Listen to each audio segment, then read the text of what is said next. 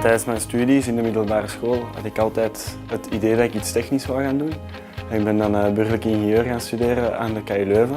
Donc, déjà dans le cadre de mes études, on avait eu l'occasion de faire une visite chez Elia. Donc ça m'a directement plu de travailler ici. Dan was het eigenlijk voor mij heel snel duidelijk dat dat een heel interessant bedrijf leek en dat ik daar wel graag wou starten. En fait, j'ai toujours rêvé de travailler à Elia, donc depuis le temps que j'ai découvert un peu ma passion pour l'électricité, je me suis dit que le secteur de l'énergie et spécialement celui de l'électricité m'intéresserait.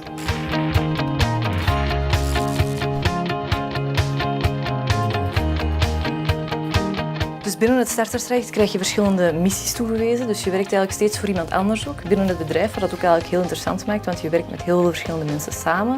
Je compte bien profiter de ces 2 ans pour faire des tâches variées. J'ai déjà des tâches très opérationnelles, des tâches plus liées à des projets long terme. En op die manier kun je op een hele korte termijn weten wat dat in die mensen omgaat, wat dat die doen en wat dat die hun problemen zijn.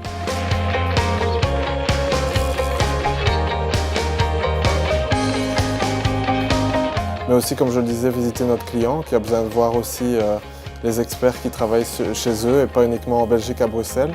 Et donc c'est sûr que le voyage, ça fait partie intégrante de notre quotidien.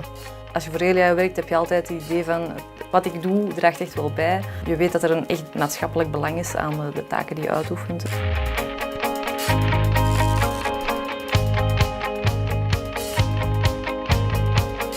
Elia est un bon employeur. En ayant commencé ici en février, je dispose déjà de pas mal d'avantages comme une voiture, etc., une carte essence. Bon, pas beaucoup d'employeurs proposent ça à des starters. Het grootste voordeel van het traject is echt dat je toch als afgestudeerd master de kans krijgt om hands-on ervaring op te doen. En ik ben nu 2 jaar en 4 maanden bezig en ik vind het werk echt fantastisch. En daar heb ik ook gemerkt dat de ervaring die ik op het terrein opgedaan heb echt al een grote stap vooruit was. Het is wel tof om te zien dat je altijd wel op nieuwe dingen kan werken, dat andere mensen ook altijd nieuwe dingen bedenken, dat er altijd nieuwe problemen opduiken en dat die dan ook worden aangegrepen door iedereen om die zo snel mogelijk op te lossen. Donc ce qui est assez surprenant avec l'atmosphère à AGI, en fait, c'est qu'on est une bande de jeunes, on peut le dire comme ça, on est tous assez jeunes avec des managers plus expérimentés qui nous guident un peu là où aller.